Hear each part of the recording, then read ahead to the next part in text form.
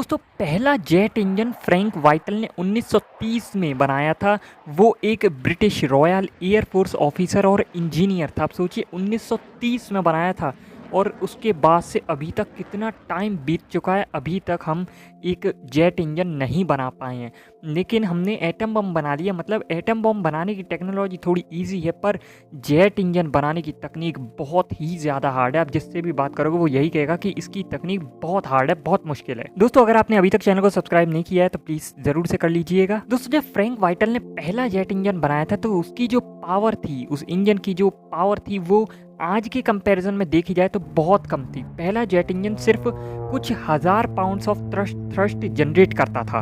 उसके कंपैरिजन में अगर मॉडर्न जेट इंजन देखे जाएं तो वो बहुत ही ज़्यादा पावरफुल हैं। वो कम से कम 50,000 से 1 lakh pounds of thrust generate करते हैं। आज ये टेक्नोलॉजी कुछ देशों के पास है, जिनमें यूएसए है, यूके है, रशिया है, फ्रांस है और चाइना है। जेट इंजन बनाने के लिए बहुत प्रिसाइज और एडवांस टेक्नोलॉजी चाहिए होती है। इसमें high temperature material, advance manufacturing techniques और प्रिसाइज इंजीनियरिंग इंक्लूड होती है। सबसे जो बड़ा चैलेंज है वो मटेरियल का है, जो एक्सट्रीम हीट और प्रेशर को विदस्टैंड कर सकें। इसमें स्पेशल अलॉयज और सेरेमिक्स यूज होते हैं जो बहुत ही डिफिकल्ट और एक्सपेंसिव होते हैं बनाने के लिए। जेट इंजन के टरबाइन ब्लेड सबसे इंपॉर्टेंट और कॉम्प्लेक्स कंपोनेंट्स होते हैं। ये ब्लेड्स हाई स्पीड और हाई टेम्परेचर एनवायरनमेंट में काम करते हैं और इनका डिज़ाइन और मैन्युफैक्चरिंग बहुत ही प्रिसाइज होता है। और इसी कारण से भारत अभी तक एक जेट इंजन नहीं बना पाया है जो कि बहुत ही अच्छे लेवल पर काम करे, मतलब हाई पावर जनरेट कर सके। इंडिया के HAL ने कावेरी इंजन प्रोजेक्ट पे काम किया है, लेकिन अब तक ये सक्सेसफुल नहीं हो पाया है। परफॉर्मेंस और रिलायबिलिटी इशू हैं इसमें। अभी इंडिया कमर्शियल एयरक्राफ्ट के इंजन असेंबल कर सकता है, लेकिन पूरी तरह से डिज़ाइन और मैन्युफैक्चरिंग करना अभी तक हमें नहीं आता है। उन कमर्शियल जो एयरक्राफ्ट है उनके भी। जेट इंजन और नॉर्मल प्लेन इंजन में बहुत अधिक डिफरेंस होता है। अगर सिमिलर होता तो क्या बात होती, हम बना चुके होते अब तक। तो जेट इंजन क्या है, high speed high altitude performance के लिए डिज़ाइन किए जाते हैं और मिलिट्री और कमर्शियल जेट्स में यूज़ होते हैं। खास तौर पे तो मिलिट्री के लिए ही यूज़ होते हैं। दूसरा है नॉर्मल प्लेन इंजन्स। तो ये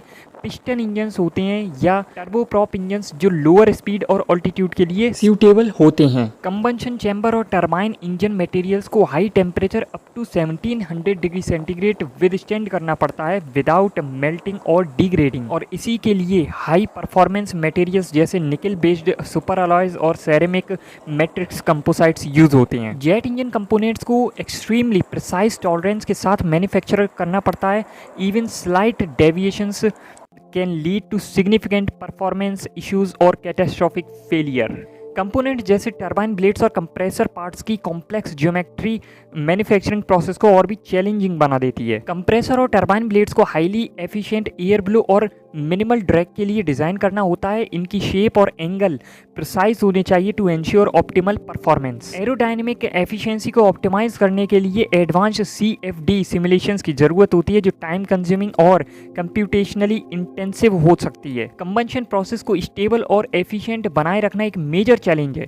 poor combustion stability engine knock efficiency और इंक्रीज्ड एमिशंस कॉज कर सकती है। कंबंशन चैम्बर डिज़ाइन को इंश्योर करना होता है कि फ्यूल एयर मिक्सचर यूनिफॉर्म और कंसिस्टेंट हो for optimal combustion. High temperatures को मैनेज करने के लिए एफिशिएंट कूलिंग सिस्टम की ज़रूरत होती है। टरबाइन ब्लेड्स को ऑफन इंटरनली कूल किया जाता है using complex cooling channels. Proper cooling techniques develop करना जैसे फिल्म कूलिंग और ट्रांसपायरेशनल कूलिंग मैन्युफैक्चरिंग और डिज़ाइन कॉम्प्लेक्सिटी को बढ़ा देता है। जेट इंजन्स को हाई स्ट्रेस और टेम्परेचर एनवायरनमेंट्स में कंटिन्यूसली ऑपरेट करना होता है, जिससे मटेरियल फटीग और क्रीप होती है। फटीग और क्रीप क्या होता है? तो फटीग जब कोई मटेरियल रिपीटेड स्ट्रेस या साइक्लिक लोडिंग के अंडर आता है तो वो टाइम के साथ वीकन होने लगता है।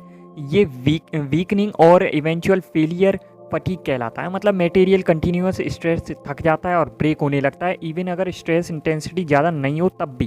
अब क्रीप क्या होता है? तो जब कोई मटेरियल कंटिन्यूसली हाई टेम्परेचर और कांस्टेंट स्ट्रेस के अंडर रहता है तो वो धीरे धीरे डिफॉर्म होने लगता है। इस डिफॉर्मेशन प्रोसेस को क्रीप कहते हैं। क्रीप के कारण मटेरियल अपनी शेप लूज कर सकता है, इवन अगर स्ट्रेस का जो अमाउंट है वो लो हो तब भी।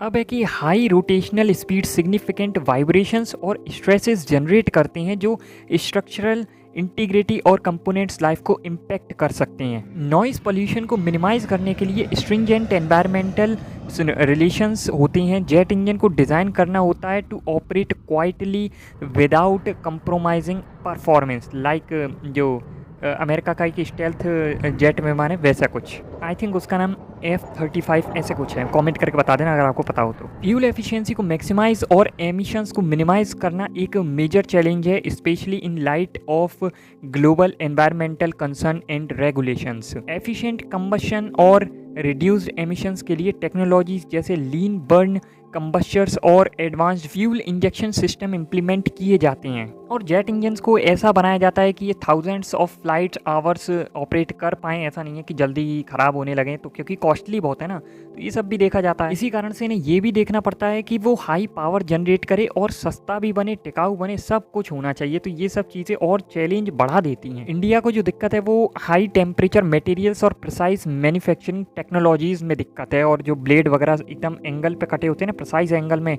वो सब अभी हमें उतना आता नहीं है। परफॉर्मेंस और रिलायबिलिटी के काफ़ी सारे इश्यूज फेस कर रहा है अभी इंडिया। भारत ने अपने आगे आने वाले स्पेस मिशन के लिए क्रायोजेनिक इंजन का एक टेस्ट किया था। वो क्या है उसके बारे में मैंने एक वीडियो बनाई है, आई बटन में लिंक मिल जाएगा। इन सब के अलावा दोस्तों मैंने साइंस पर, स्पेस पर, टाइम ट्रेवल पर बहुत सारी वीडियोस बनाई हुई है। चैनल को चेकआउट ज़रूर से करना।